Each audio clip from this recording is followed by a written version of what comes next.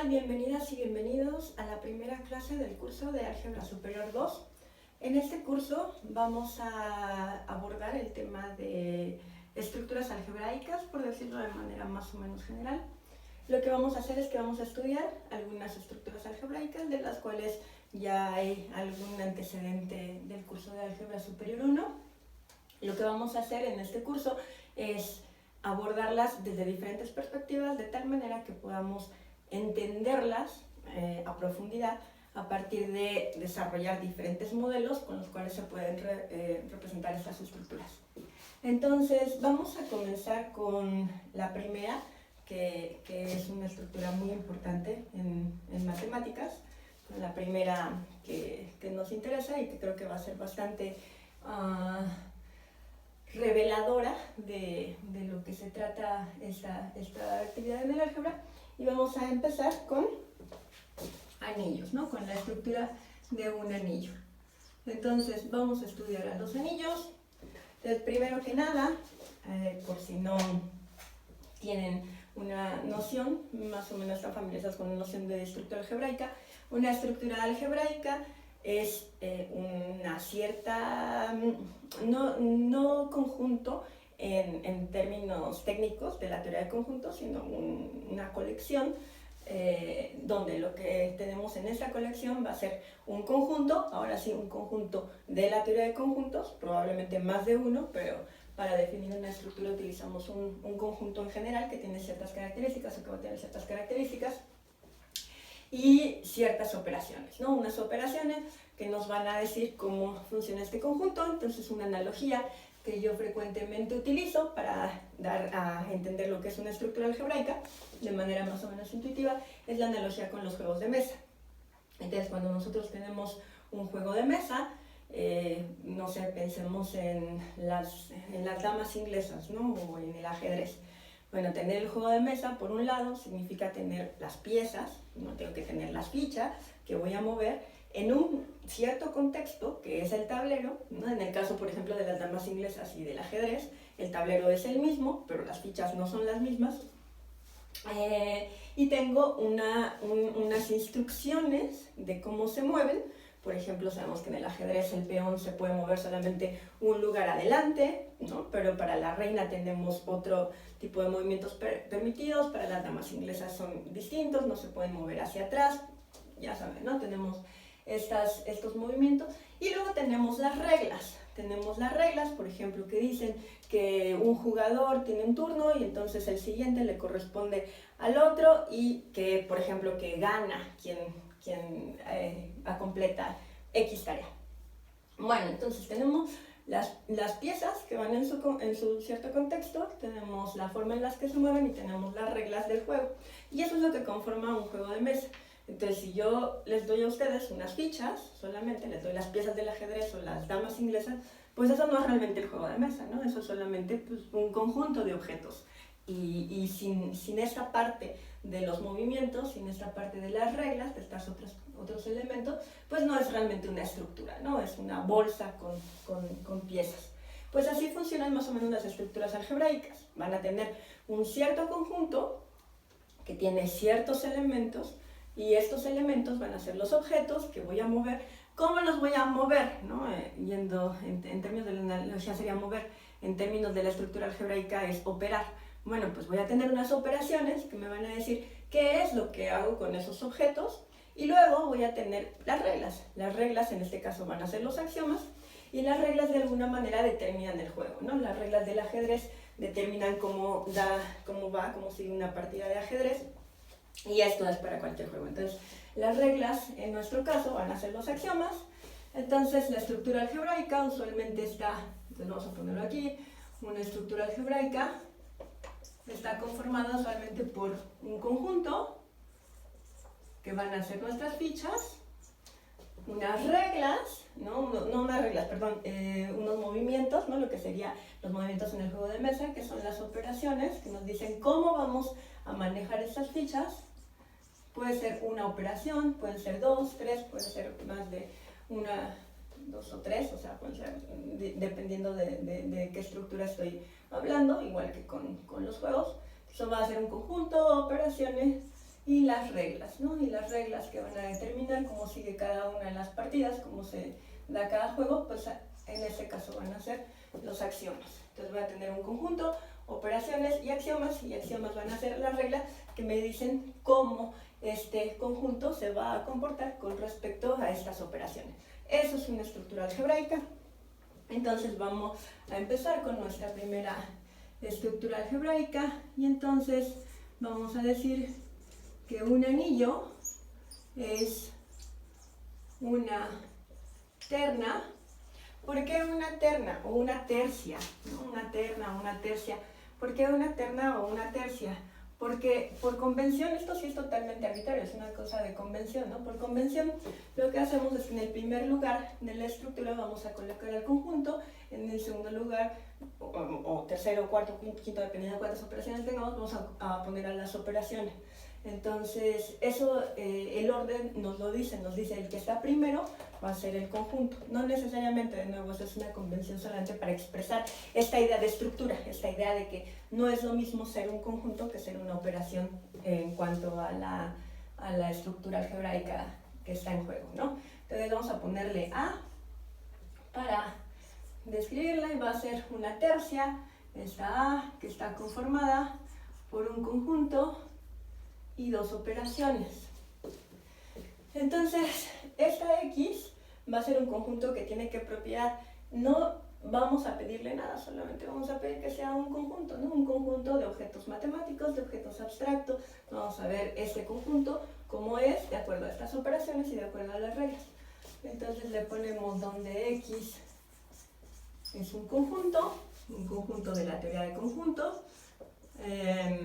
Por sus cursos de álgebra superior, ¿no?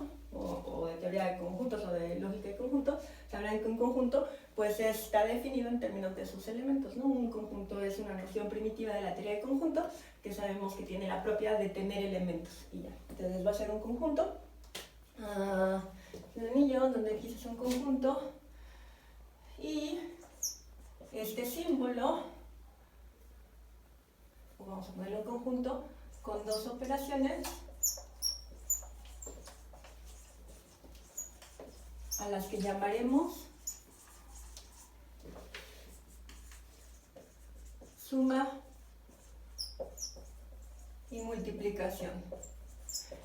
Entonces, esto también es una cosa, pues, por mera convención, ¿no? Esto de definirlas como suma y multiplicación, porque no necesariamente son la suma y la multiplicación a la que estamos acostumbrados, ¿no? ¿Por qué? Bueno, porque no es, por la misma razón que no es lo mismo mover hacia adelante un peón que mover hacia adelante una ficha de las damas inglesas, ¿no? Porque son diferentes juegos. Entonces, aunque los dos son en algún sentido el mismo movimiento, mover hacia adelante, ¿no? Sí, incluso podemos pensarlo en términos de un alfil que se mueve en diagonal, como en las damas inglesas. Decir, pues es el mismo movimiento. No es el mismo movimiento porque estamos en un juego diferente, con fichas diferentes y con reglas diferentes, ¿no? Entonces, puede ser que en ambos casos, en distintos casos de estructuras, les llamemos suma y multiplicación, pero no es la misma. No tiene que ser la idea que ya tenemos grabada de lo que significa sumar y multiplicar. Entonces, tenemos dos operaciones a las que llamaremos, entonces una tercia, un conjunto, dos operaciones, suma y multiplicación, tales que satisfacen los siguientes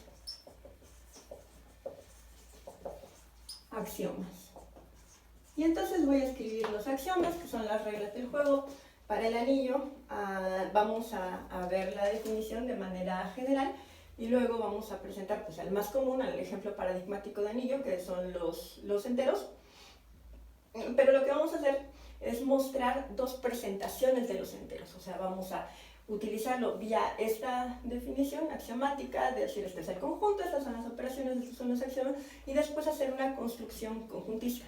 O sea, vamos a tomar a los enteros de la nada, vamos a empezar a hacerlos, a armarlos, hasta que obtengamos las propiedades de un anillo. ¿No? ¿Para qué? Para que tengan la perspectiva de dos distintas metodologías desde las que se puede estudiar las estructuras algebraicas. Una ventaja, por decirlo de alguna manera, de la primera que vamos a ver, de la primera aproximación que vamos a ver, es que no depende directamente de la teoría de conjuntos. La teoría de conjuntos es más o menos reciente, no se han tenido, así como la conocemos ahora, axiomatizada, y eso antes de Cantor, que es una cosa más o menos reciente. No había tal cosa, pero ya había álgebra, ya había teoría de números, ya había la aritmética como la conocemos. Entonces, ese tipo de aproximación no depende tanto de la teoría de conjuntos como la segunda que vamos a ver. Pero bueno, déjenme entrar en materia para que no quede todo nada más así como en abstracto. Entonces vamos a escribir los axiomas. Y entonces el primero de estos axiomas, que son las reglas de nuestro juego, en el que satisfacen los siguientes axiomas, ¿no? Entonces los axiomas, vamos a poner el axioma 1, y el axioma 1 dice que, de nuevo, ¿qué es lo que son estos axiomas? Estos axiomas son reglas que nos dicen cómo se operan los elementos del conjunto con estas operaciones. Entonces necesito dos elementos en el conjunto, entonces vamos a tomar solamente uno, vamos a empezar, sea A, un elemento en X, un elemento del conjunto, entonces existe, y vamos a llamarle N.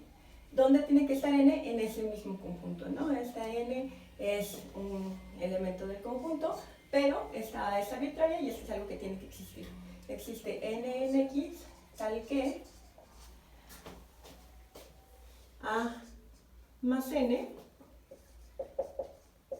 es igual a A, ¿no? A más N es igual a A, y de hecho, como no he enunciado ninguna otra propiedad de la operación suma, A más N es igual a N más A, que es igual a A. No puedo dar nada, por supuesto. Todas esas propiedades que conocemos y que sabemos muchas desde la primaria, no las puedo dar, por supuesto, porque en diferentes estructuras van a ser diferentes propiedades. Entonces no puedo así, si el orden de los factores no altera el producto. No, olvídense de eso. Aquí tenemos que empezar desde cero, tenemos que reconstruir todo y tenemos que ver que cada cosa y cada propiedad está justificada. Entonces, para cualquier elemento de este conjunto, del conjunto de la estructura algebraica, tiene que existir uno en particular, tal que a la hora de sumarlo, a la hora de aplicarle la operación a la que le estoy llamando suma, lo deja igual. Bueno, ese es el primer axioma. El segundo axioma nos dice que si tengo dos elementos arbitrarios, no necesariamente diferentes, dos elementos cualesquiera, sean A y B en X, sean A y B en el conjunto, entonces el resultado de aplicar la operación a la que le estoy llamando suma, tomando primero A y después a B, es igual a aplicarlo en el otro orden, ¿no? A más B es igual a B más A. Esta, desde luego, es la conmutatividad. Ya sabemos que se cumple, la conocemos desde hace mucho tiempo, pero si no está dentro de nuestros axiomas, y no siempre va a estar, en ese caso sí, pero no, o sea, para un anillo, que es lo que estamos definiendo en este momento sí, pero por ejemplo, para un grupo, que es otra estructura algebraica, de la cual hablé en el curso de Álgebra Superior 1, si han escuchado de eso, esto no es una condición que se tenga que cumplir necesariamente, ¿no? Los grupos que tienen esta propiedad se llaman grupos abelianos, pero no todos tienen que cumplir no es parte de la definición de grupo. Bueno, entonces, tenemos que existe este de acá. A este axioma lo vamos a identificar para más rápido como el axioma del neutro aditivo, ¿no? O el que nos afirma la existencia del neutro aditivo. Este de acá, por obvias razones, es la conmutatividad de la suma, y este se va a cumplir para los anillos, como les decía ahorita. Después tenemos el tercer axioma, que también involucra a la suma, es un axioma para la suma, que nos dice que si tengo tres elementos, digamos A, B y C dentro del conjunto, de nuevo son elementos arbitrarios, entonces aplicar la suma A más B y después a ese tercer elemento C, va a hacer lo mismo. Estas operaciones son binarias. Que sean binarias quiere decir que toman a dos elementos del conjunto y nos arrojan otro elemento del conjunto. Son binarias y cerradas. En muchas ocasiones se define, cuando hacemos la definición de anillo, esa aclaración, ¿no? Que estas operaciones tienen que ser binarias, o decir que las operaciones tienen que ser cerradas. La razón por la cual no se hace aquí es porque se puede inferir de los axiomas que las operaciones son binarias y cerradas, ¿no? Las operaciones estas son realmente funciones, pero bueno, de nuevo, son diferentes aproximaciones, diferentes metodologías, pero al final son equivalentes.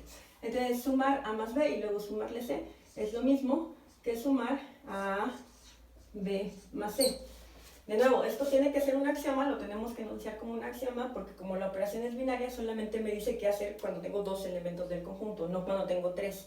Pero gracias a la propiedad de la asociatividad, que es esta de acá, que nos da el axioma 3, gracias a esa propiedad, pues sabemos que podemos, porque esto de manera recursiva, pues si ya esto se vale, cuando tenga tres elementos, otra vez eso me va a dar un elemento, entonces si tengo cuatro, puedo volver a aplicar la asociatividad, y de manera recursiva puedo garantizar que se suman cualquier número finito de elementos del anillo, ¿no? Y entonces a esta, de nuevo por obvias razones, se le conoce como la asociatividad y está garantizada por el axioma 3 de anillo. Después tenemos el axioma 4,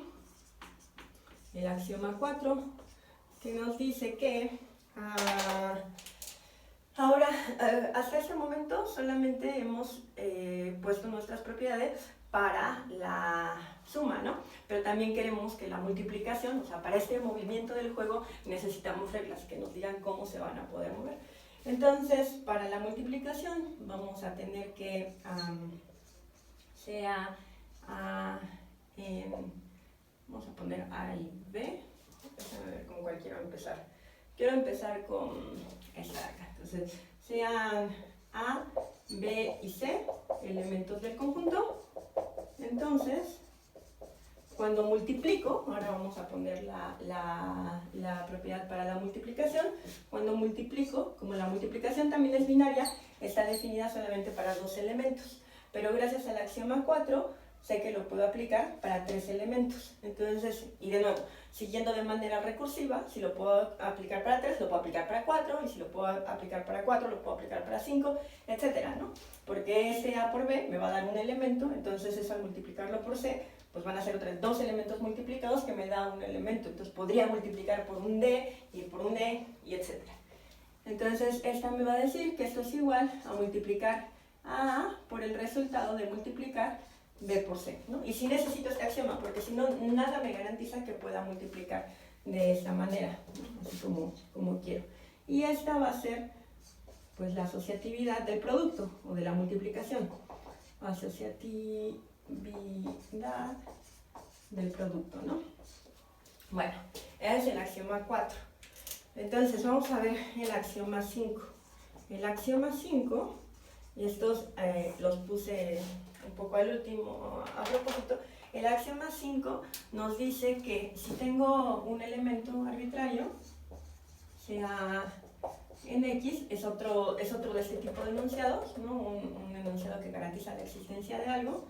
Entonces, existe, y a este le voy a llamar E, otro elemento que tiene que estar dentro del conjunto. ¿Por qué? Porque solamente puedo operar cosas del conjunto, ¿no? No puedo mezclar damas inglesas con piezas de ajedrez, porque eso ya no es ni el juego de ajedrez ni el juego de damas. Entonces eso tiene que estar dentro del mismo conjunto. Entonces existe un E en X, tal que A por E es igual a E por A, que es igual a A. Y esta es la propiedad del neutro multiplicativo. Entonces existe un elemento que a la hora de multiplicarlo deja a los elementos del conjunto como estaban. Vamos a ver el axioma 6. El axioma 6.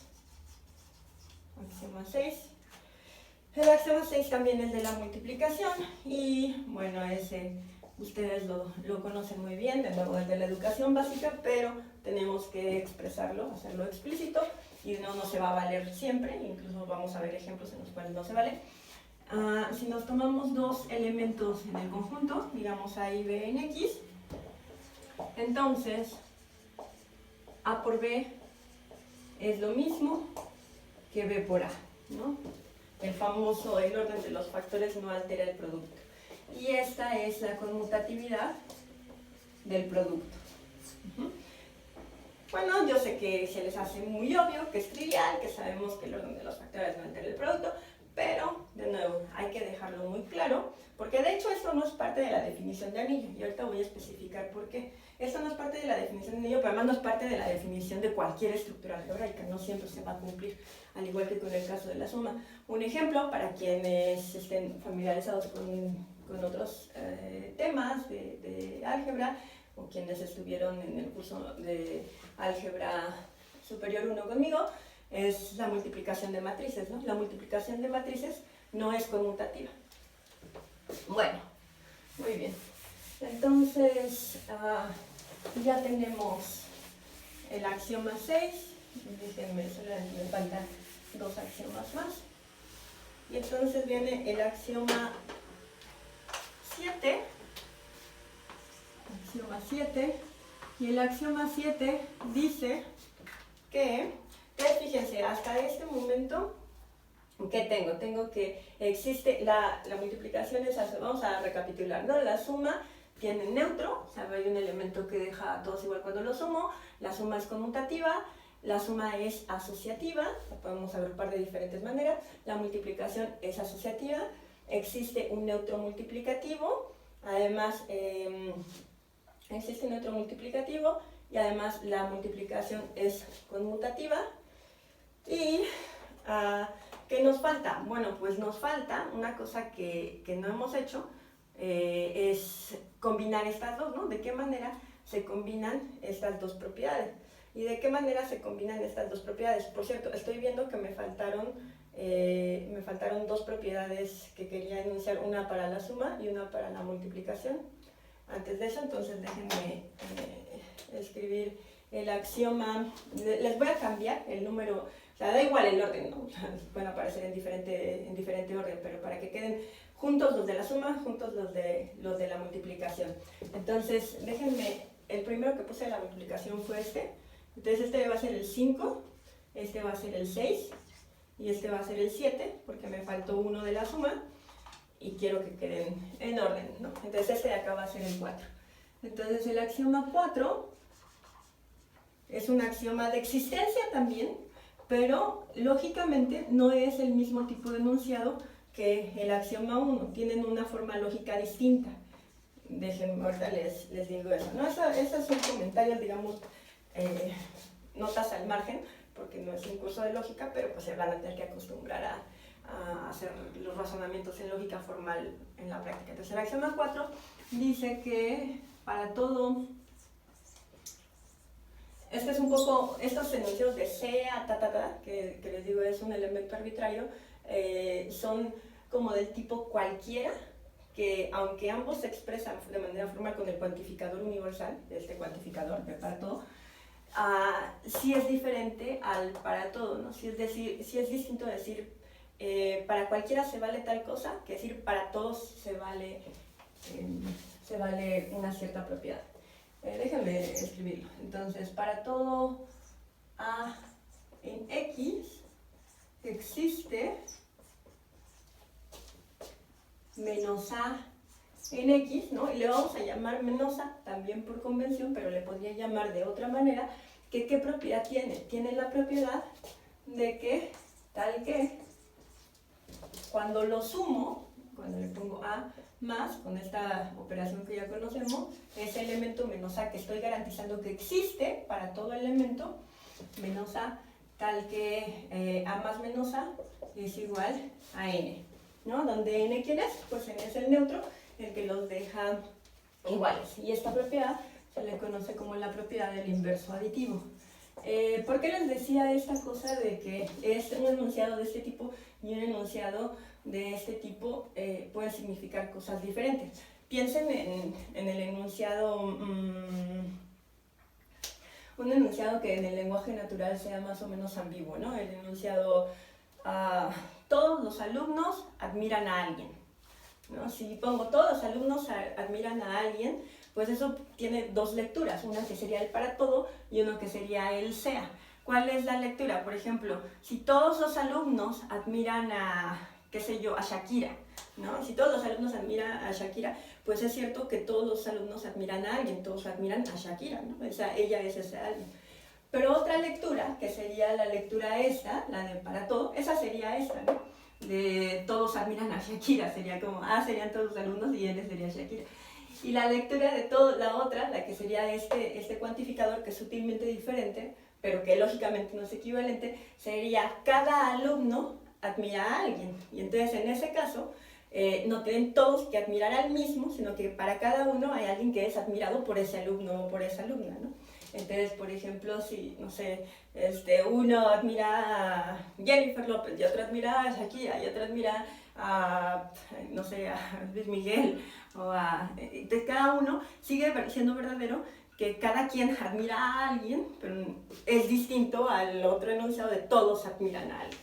Bueno, espero que no haya sido muy confusa la diferencia entre la lectura del cuantificador universal de estas dos formas que podría ser ambigua. Pero entonces en este caso quiere decir que para cada uno de ellos tiene que haber alguno, que es este menos a, que es el inverso, ¿no? Mientras que en este para todos hay alguien que es el neutro. Bueno, luego tenemos el axioma 5, el axioma 5 ya lo puse, el 6 ya lo puse, el 7 ya lo puse. Entonces nada más nos falta el axioma 8, que como les decía, del 1 al 4, pues tenemos solamente axiomas, reglas que nos hablan sobre esta operación, la operación suma. O sea, axiomas que corren sobre la operación suma. Del 5, 6 y 7 estamos trabajando sobre la multiplicación, pero no tenemos todavía ninguno que combine la suma con la multiplicación. Entonces eso va a ser el axioma, yo sé que este plumón no se ve casi, pero bueno, aquí solo dice axioma 1, 2, 3, 4, 5, 6, 7, 8. De todas maneras, ya para la próxima clase los cambio. Entonces el axioma 8, que nos dice, va a ser una regla para combinar suma y producto, y dice que si tengo tres elementos, digamos A, B y C, en este conjunto sobre el que estoy trabajando, entonces, cuando a A lo multiplico por la suma de B más C, el resultado que obtengo es la multiplicación de A por B más la multiplicación de A por C. Bueno, de acá lo que nos dice es que la suma distribuye al producto, el producto también distribuye a la suma, también lo puedo conmutar de alguna manera, eso se deriva de esto de acá, se deriva de los otros axiomas. Y este de acá, que combina a los dos, a la suma y el producto, es la propiedad de distributividad. Distributividad. Y el distributividad, pues por lo que decía ahorita, ¿no? Porque esto lo que es que la suma distribuye al producto. Bueno, ahí está. Ya están los 8 axiomas, son los axiomas de anillo. Estos axiomas de anillo nos dan las reglas de cómo se comportan las operaciones sobre los elementos del conjunto. Y vamos a empezar a probar propiedades. Vamos a empezar desde unas muy facilitas y a ir construyendo otras. Y de nuevo, el siguiente paso es hacer una construcción conjuntista en el cual esto no esté dado. Porque ahorita de alguna manera como que esto me lo estoy sacando de la manga, ¿no? Esas son las reglas y punto. No, vamos a hacer que esas reglas estén justificadas conjuntistamente, pero eso lo vamos a hacer más adelante. Voy a cortar hasta aquí el video para que no quede muy largo porque luego hay problemas para subirlo. Y ahorita continúo.